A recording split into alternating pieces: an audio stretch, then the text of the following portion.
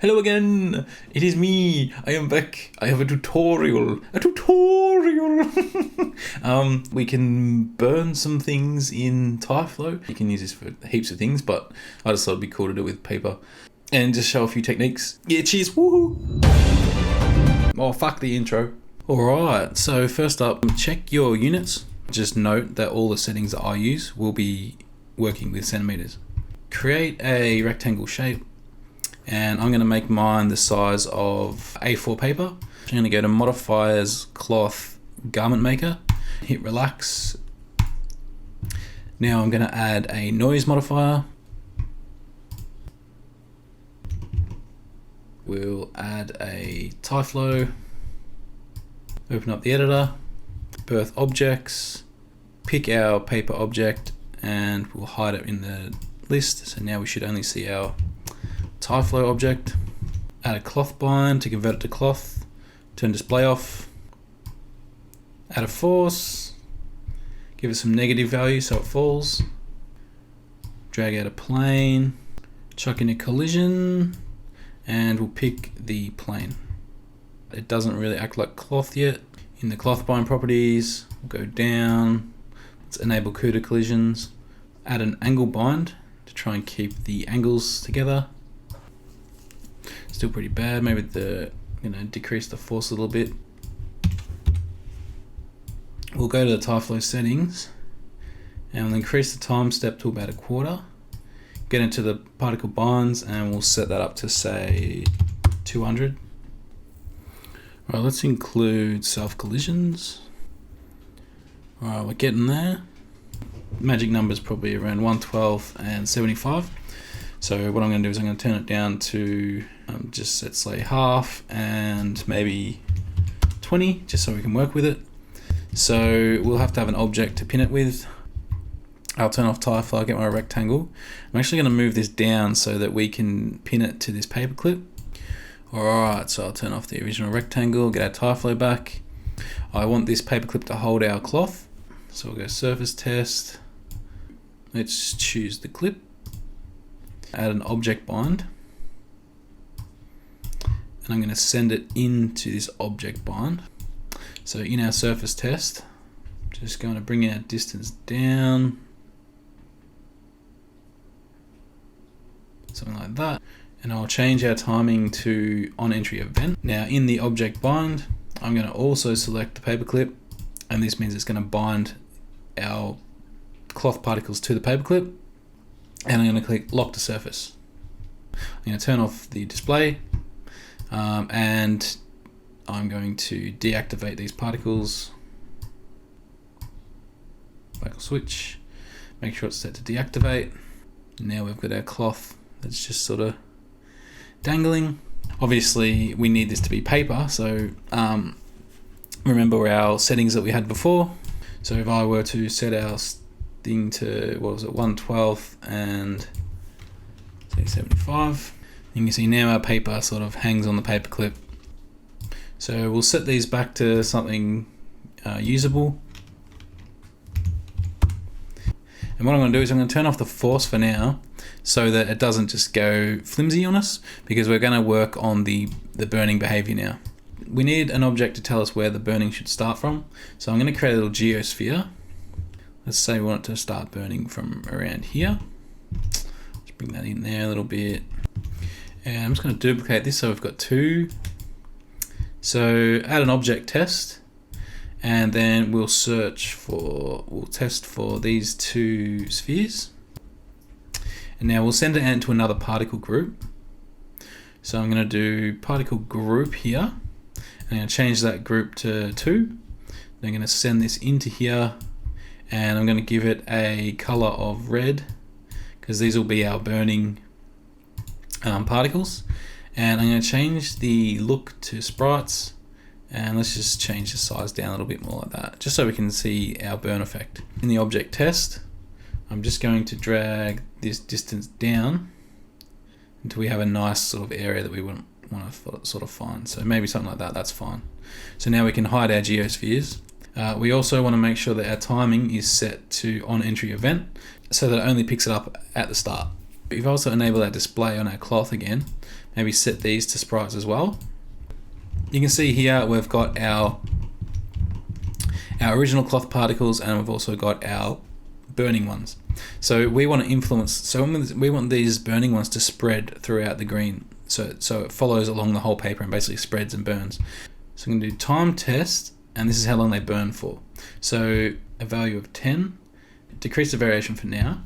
And then, these will burn for 10 frames. Then what I'm going to do is I'm going to move them to another event, which will be another particle group, and we'll set that to particle 3. So I'll move them into here. And now these are going to be our burnt ones. So I'm going to set them to black as sprites. So they'll burn for 10 frames, then they'll go black. All right, I'm going to add a property test in here, and I'm going to check for neighbors. So if the neighbors are greater than or equal to 2, so therefore if it's got 2 neighbors that are in particle group 3, which is our burnt ones, then it's going to, what we're going to do is we're going to send them into the burning, and we're going to continue that burn going. So right now, if I play this back, see, as soon as they get burnt, the entire thing gets burnt, and that's because the radius that we're looking in is set to 10. So if I need to drop this down a little bit, so let's drop this down. So I'm going to decrease it to say 1, and now as I keep going, you can see now it's spreading. So if I was to disable the burnt ones, the display of the burnt ones, now you can see that it's going to go along and it's going to keep eating up all the non-burnt ones until it's completely burnt the entire paper. Obviously it's a bit staggered, so it keeps jolting, and that's because they're all set to the same time. So if I go back to this time test, so they burn for 10 frames, I'm actually going to have them burn for a bit longer, so 20, and I'm also going to add a bit of variation to say 5. So now you can see it's burning a lot more naturally. Alright, so let's make the cloth tear as it gets burnt. So on the cloth bind, we're going to go down here to tearing, and let's enable cloth tearing. Let's decrease the maximum stretch to 5, and now you can see as I play it back, it's all just going to start basically tearing. So we want to enable it here, but then we want to immediately disable it. So let's add a modify bindings modifier, and then we'll go down here to tearing ability and click disable. So once we put our particles into the burnt, what we're going to do is we're going to add another modify binding in here, and now we're going to enable tearing. So you can see now as I play it back, it's burning and it's basically tearing it's tearing the entire cloth as it burns. So I'm going to add a force in here as well, and we'll set this to a negative value and basically watch those broken particles drop. And there we go. But you can see we've got an issue here where every particle they touch, they're telling to start burning. So what I'm going to do is I'm actually going to create a time test, and we'll set that to about 5.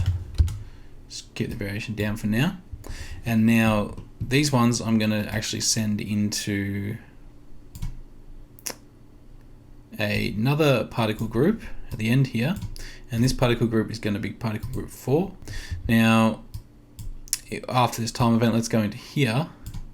So now it's going to only check while they're in this event, which is only for 5 frames. So if they fall for 5 frames, it'll still pick up them burning, but after that it's not going to pick it up the whole entire time.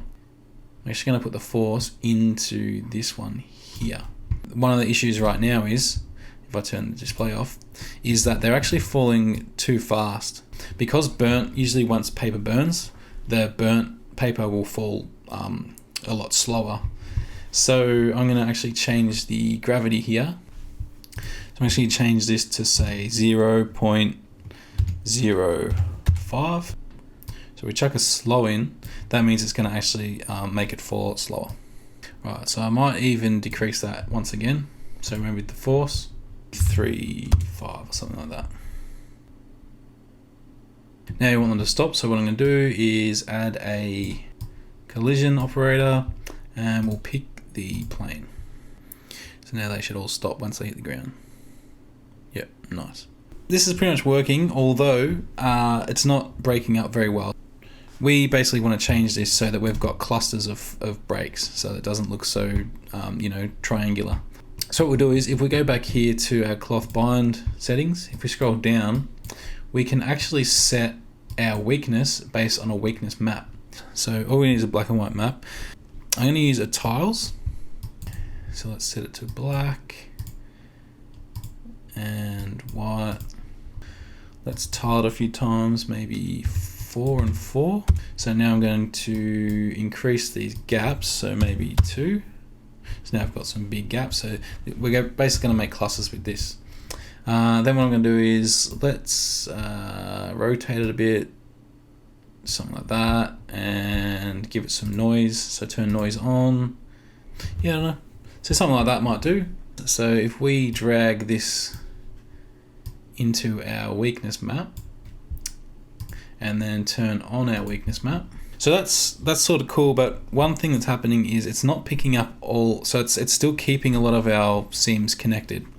What I'm going to do is I'm just going to do a test. So I'm going to turn off TyFlow and get our original rectangle back again. Let's select that, and what I'm going to do is I'm going to add a TySelect modifier, and then I'm going to change the selection method to text map. And now let's drag our texture map into there, just like that. So now you should be able to see what that map is actually doing. So let's go back to edges just so we can see it a bit better. So I'm going to enable this mode as well. Change this to window and see what happens. Now you can see it a little bit better. Maybe that's a better color. So now we can see this is what our actual weaknesses look like. So it's not the best. So we just have to fill in these gaps a bit. If we go back into our map, like here, I can actually increase that gap to say 3, and let's see if that picks it up a bit better. So now we're starting to get these gaps, you know, these clusters here. We only have a few little gaps now that we need to fix up. So now on top of this, let's add a poly select. Now we're going to edge mode. And now what we'll do is close these up a little bit.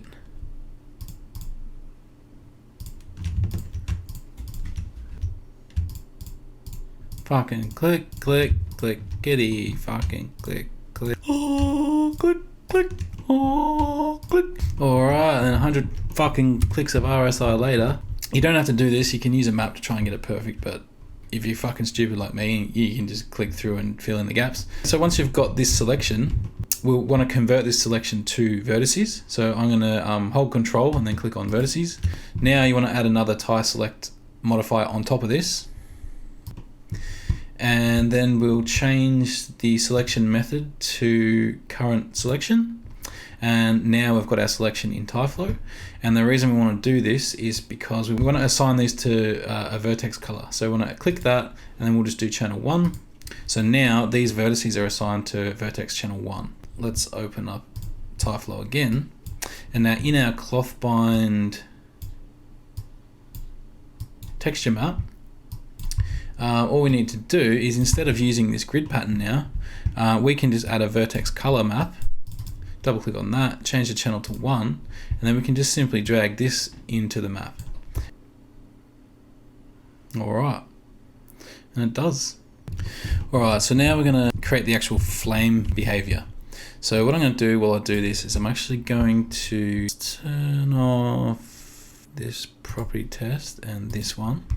So now we've just got those red particles and they're just going to stay burning there forever. So I'm going to add a spawn operator here, and I'm going to set that to per frame, and I'm going to send this to another particle group up here, and let's send them in like that and make these ones ID 5.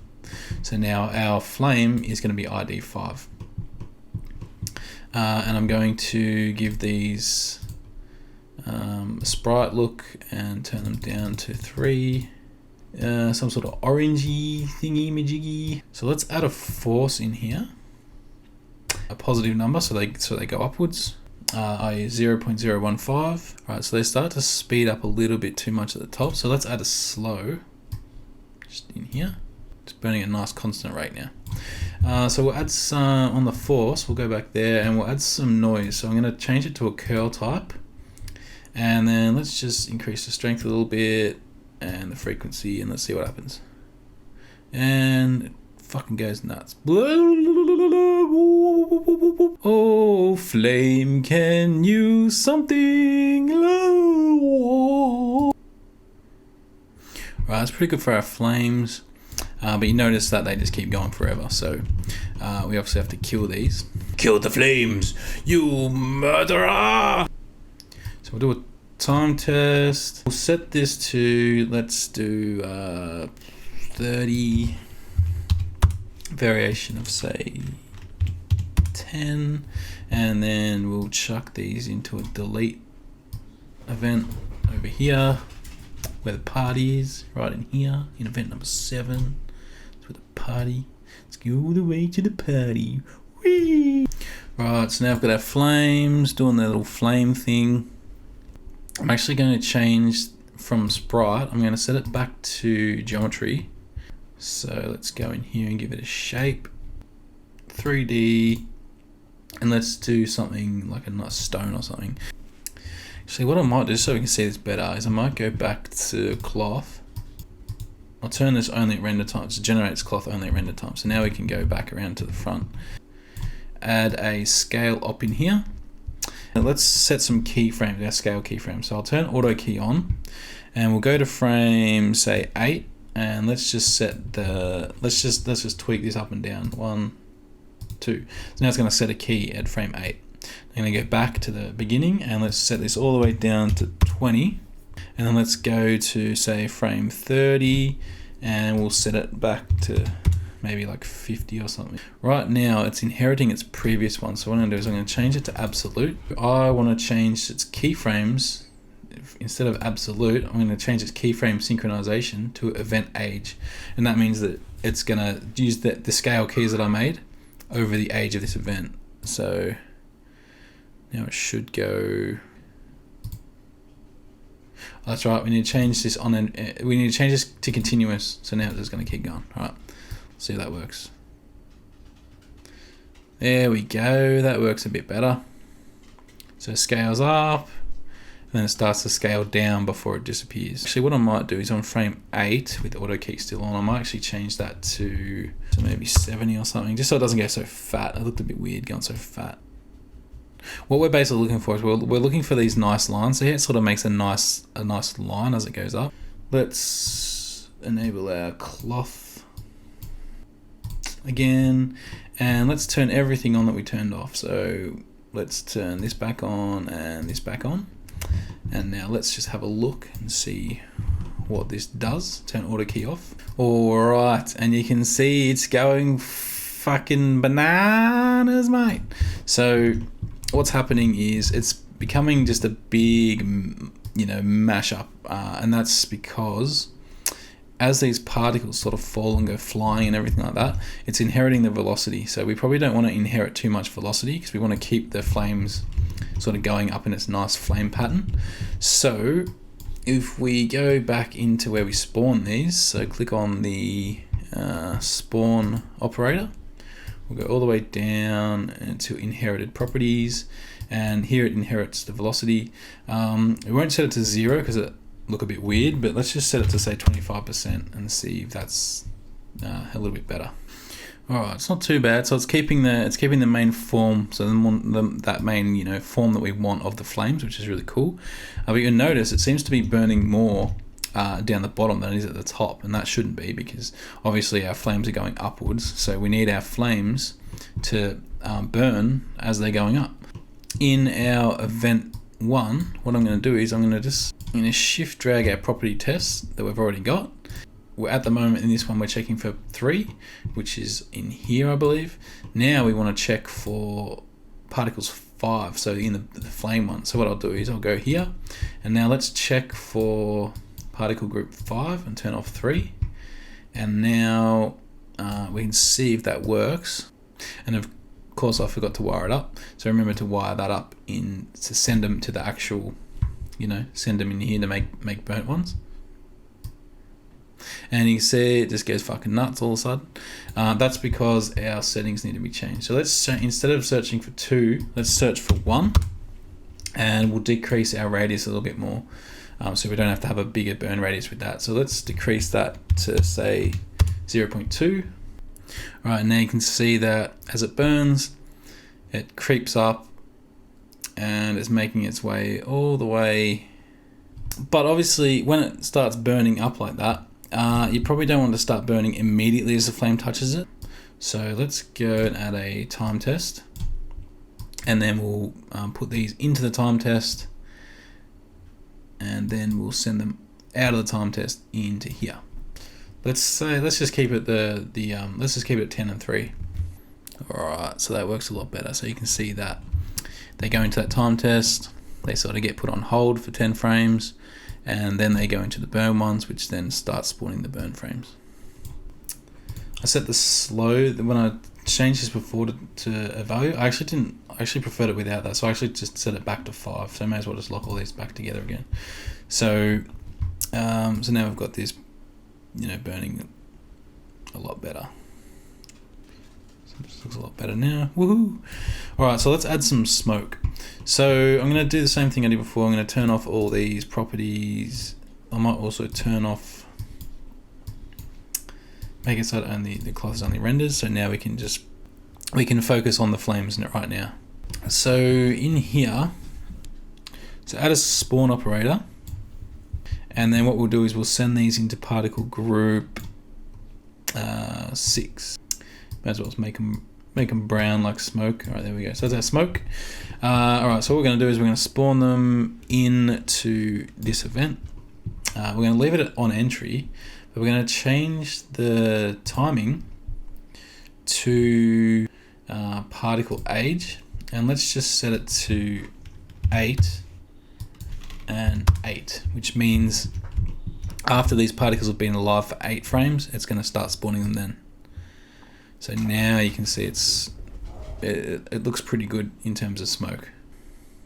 In this one we'll go time test, and we'll do, say, I don't know, like 150 with maybe a variation of 10, and then after that time we'll send them into this operator, because this one just kills everything.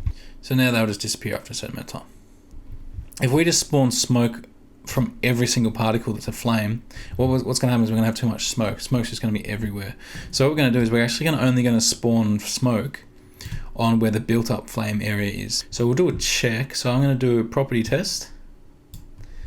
Let's check for neighbors, and I'm going to check, so these particles get spawned, so the smoke particles that spawn, they go in here, and as they're spawned, I'm going to check to see how close they are to the flames. So we're going to check for sim group 5. So I'm going to go down and just make sure we're checking in sim group 5. So let's do, if it's less than or equal to 5, we're going to obviously plug this straight into our delete operator. The radius that we're checking is way too big, so it's obviously picking up more than 5. So we'll decrease our radius. Let's decrease it down to, say, 0.2. Alright, so I think it's working. So it's working obviously because it's not spawning or it's deleting them. The only problem is it's checking every single frame, so it's not letting our smoke go. So what we're going to do is we need to change that timing to only on entry. So as soon as it enters this, it'll test and then it will keep going.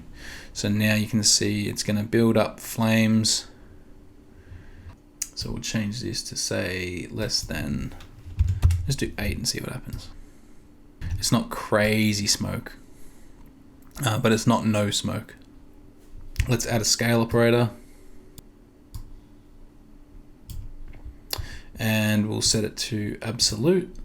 And now what we'll do is we'll key it. So I'm going to go to set auto key on. Let's go to frame 150. So let's scale it up to 150, like that. Now let's go back to frame 0, and we'll set the scale to 20. Now we'll turn auto key off, and again we want to set the keyframe sync to event age and the timing to continuous. Alright, so that looks like it works, but maybe the smoke is not going as high as, maybe it needs Maybe it needs a little bit more velocity going upwards. So let's add a force. And we'll make that force go upwards. Let's see what that does. Maybe 0.08, and then we'll also give it a slow, just to slow them down a bit. Let's make it 0.15. Alright, that's pretty cool. Maybe the slow could be maybe a bit less here, so maybe 3 and 3 on the X and Y only, but upwards is pretty good. Alright, there we go. So let's just get everything back and see what it looks like, eh? So we'll enable all these again. Alright, maybe that's too, maybe the smoke's not the best, so let's just tweak that a little bit. Let's just set them to actual, the X and Y to 0, so it only slows going up. Right, I think that's a lot better. So now it's just gonna smoke up like that. Start burning down. Alright, cool. Now we have to remember those values that we did. So I'm gonna enable my, I forgot the burning ones, whoops. So I'm gonna enable everything again. So I'm gonna enable the downward force on the paper, which I actually might just decrease that a bit. 0.08 or something. Might also add a slow in here as well. So we want it to be burning paper. So what I'm going to do now in the TyFlow settings, I'm going to go, let's set the time step to 1/12 and the solver steps to 80. Alright, now they're going a bit fucking crazy in the way. Let's see what's happening here. So that's just getting thrown around like a motherfucker. What the fuck is going on? So I might actually, I think it might be to do with these being maybe the... Okay, so magic number is steps quarter of a frame, and set your solver bind steps to 200. Alright, so just before we export it, I'm going to add one more thing just to set up the materials for later. So in our burnt particles, I'm going to add a Vertex color operator. So now we'll set that color to something like white.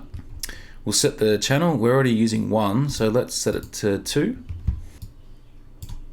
Now if I add a new standard material, assign that to the TyFlow, add a Vertex color map, set the channel to 2.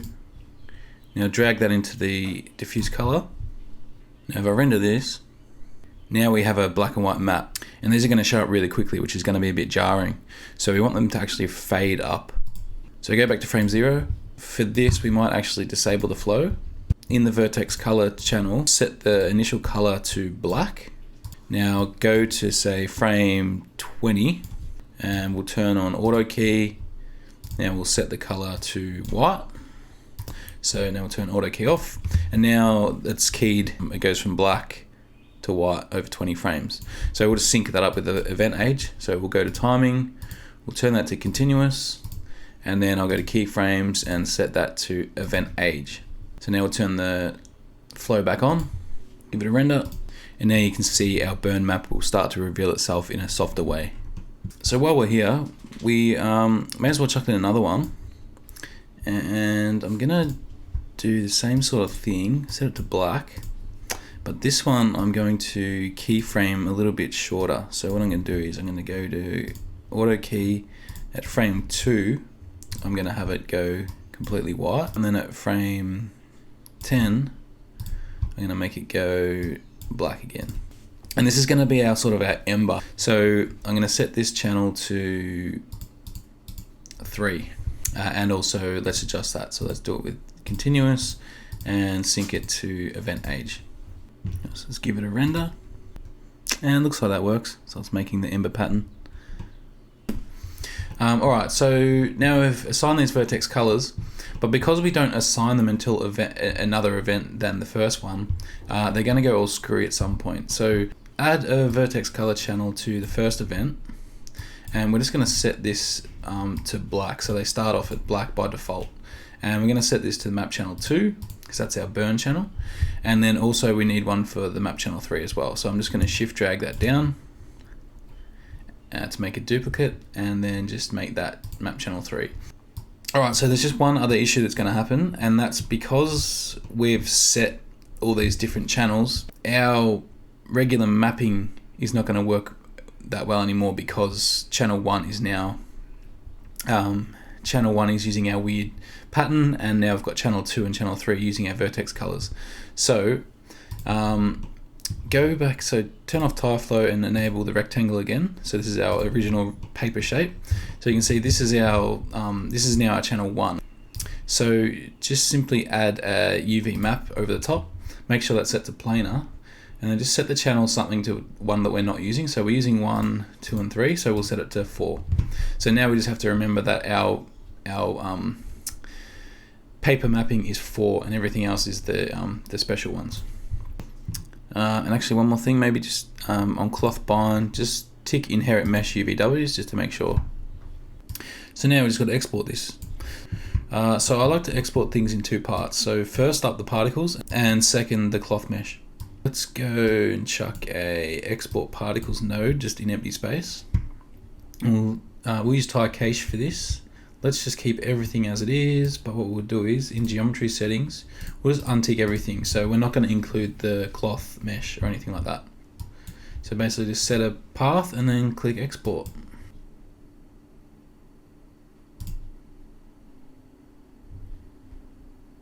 Okay, I'll just hide this TyCache. Now we can export the cloth.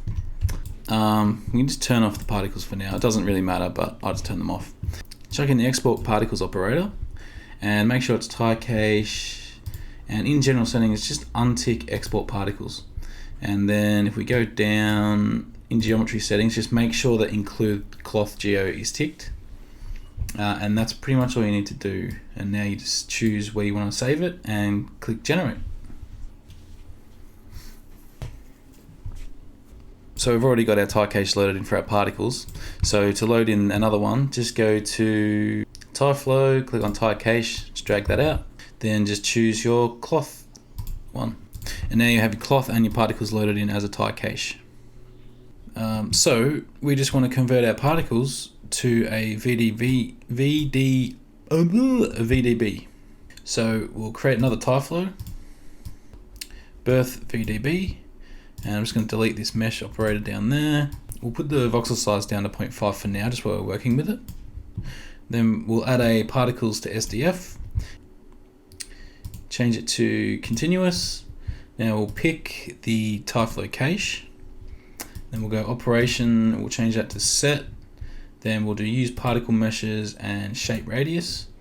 And now we want to choose the simulation group that our flames were. So I'm pretty sure our flames were simulation group 5. So if I click on 5, do a VDB display, VDB convert, and then that should convert them. Go back a bit. So SDF to density and change that to continuous. And you can see now we've got our flames showing up as a VDB. So if we get a VDB display, you see you've got velocity vectors. Right now it's not actually showing anything, and we need these velocity vectors because we need to calculate motion blur on these particles. So in order to add the velocity vectors to it, we need to go up here to VDB modify, and we'll just chuck that in here. And now we're going to set the timing to continuous, and we're going to keep this on velocity. Going to initialize it from SDF. We're going to do set, and we're going to, the input vectors we're going to get is we're going to get that from the particle velocity, and then we're going to choose the TyFlow cache again, and we're going to choose simulation group 5, which is our flames, so it should match what we've got. We're also going to click shape radius as well. You should see now we've got these little blue tick marks that show that we're actually calculating our velocity now.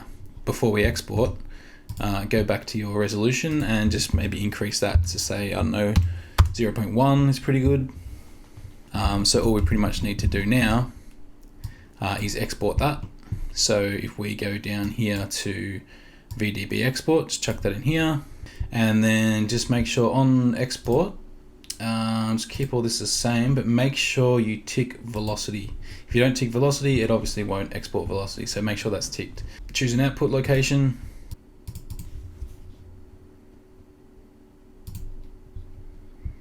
And then click generate.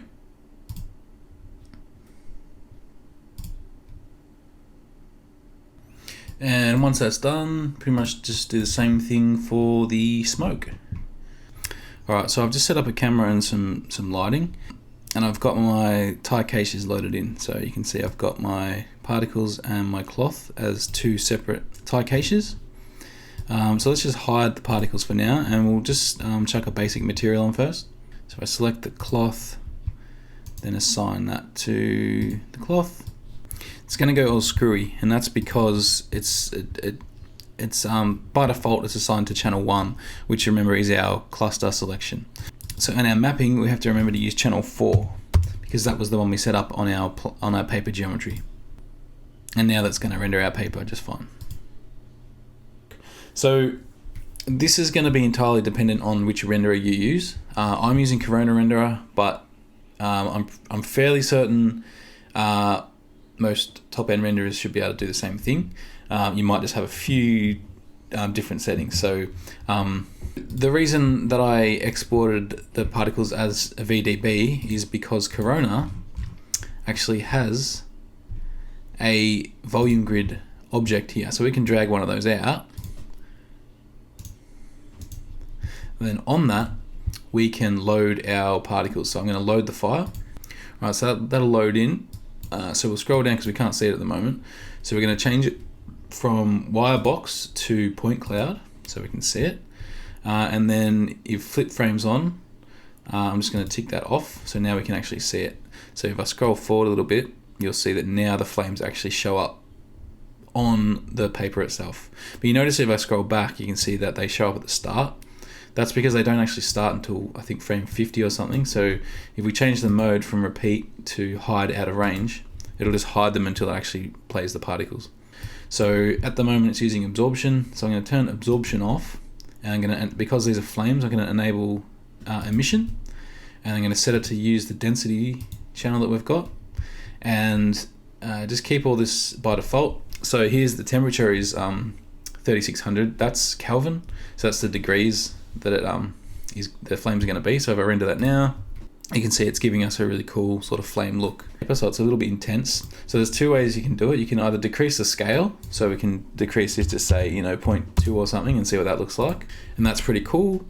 Or we can look up a different Kelvin temperature and actually jot that in ourselves. So if we I think the candle light is 1800, but if I type 1800, it's a little bit too low, so I'm going to split the difference and go 2700, and now this should give us a pretty nice sort of subtle flame sort of look, which is pretty cool. If I hide the paper and just render the flames on their own, you can see all the fine detail in the particles. So we actually don't want that. We want them to be more flame-like. So therefore we'll enable, if we scroll down, we can enable motion blur. So this is why we needed to export our velocity with our VDB, because if you don't, you can't use velocity-based motion blur. So I'm going to enable motion blur, and by default this isn't going to do much because one's very low, so I'm going to just bump this right up to say 40, and then again this is not going to do anything because we need to enable motion blur on our render settings. So go to enable motion blur.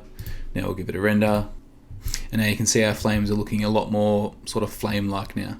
I also enable this post effect, so I've just got a small bloom post effect on that just gives it a nice little glow. So I'm just going to do the same thing. So load another volume grid. Schmock and a pancake. For the smoke, we probably don't need as much, so maybe say like 10 or something lower, because you don't need so much motion blur with that. Let's turn on, for the smoke, what we'll do is we'll keep emission off, but let's turn on absorption and scattering. So you can see it gives us some cool, nice looking smoke, but it may be a bit dense. So we can go in here and just adjust the scale. So we can turn the scale down to say like maybe 0.2, and I'll just do them both together, 0.2. And also single bounce only will give you a different look. So if you turn that off, it's going to be more accurate. It's going to take a bit longer to render, but it'll be more accurate. Also, what you can do is with the emission channel, if you want to tint your smoke, you can turn that on. Then you can use, instead of we can turn it back to density. Instead of black body, we can change this to change it to raw data. And raw data, it means it's going to use this tint value. So now you can see it's tinted white. So if I was to render it now, it's going to be really bright because it's going to emit white at a scale of 1. So if I turn the scale down to say 0.1, and then maybe give it a tint of blue. Yeah, so we've got some blue smoke going on there. Just going to leave it at the dark smoke. Alright, so let's get our material behavior to act properly. So I've got a paper material and a burnt material. It's nothing fancy, but it'll do the job. I'm going to load in a Corona layered material, and I'm going to drag our paper to the base and our burnt to layer 1. Now I'm just going to assign this layered material to our cache, and now we'll chuck in a Vertex color map, and I'm going to set this to channel 2 because this is our burn mask, and I'm going to drag that into mask 1. You'll see that now it's bringing out our burn with that mask. So I'm just going to make a third material for the embers. So I'm going to make a light material. I'm going to drag this into layer 2, and on this material I'm just going to give it a sort of a ready glow like embers, and let's just set the intensity up to something like, I don't know, something high like 8 or something. Add a noise map and just slot that into the opacity. Now on this noise map, make sure you choose the explicit map channel and set it to channel 4. I'm just going to set it to fractal, change the size to say 0.25, just bring this threshold in a bit. Okay, now if we assign that to our Ty cache to see what it looks like, you can see that it's still a little bit too big. 0.01, might just decrease the threshold a little bit more. Just give it more contrast. Alright, that looks pretty good. Alright, so I'm just going to set auto key on, go all the way to the end. I'm just going to change the phase to like 10, and that'll just animate the noise. Open up the graph editor, just find that phase in the graph editor, and then select them both and set them to linear. I'm just going to duplicate this Vertex color channel. We'll slot that into mask 2, and now I'm going to set this one to channel 3, which is our embers. And remember to assign our overall layered material back again.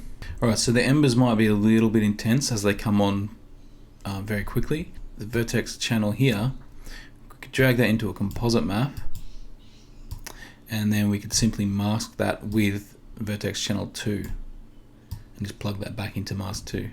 So now that should be a little less intense.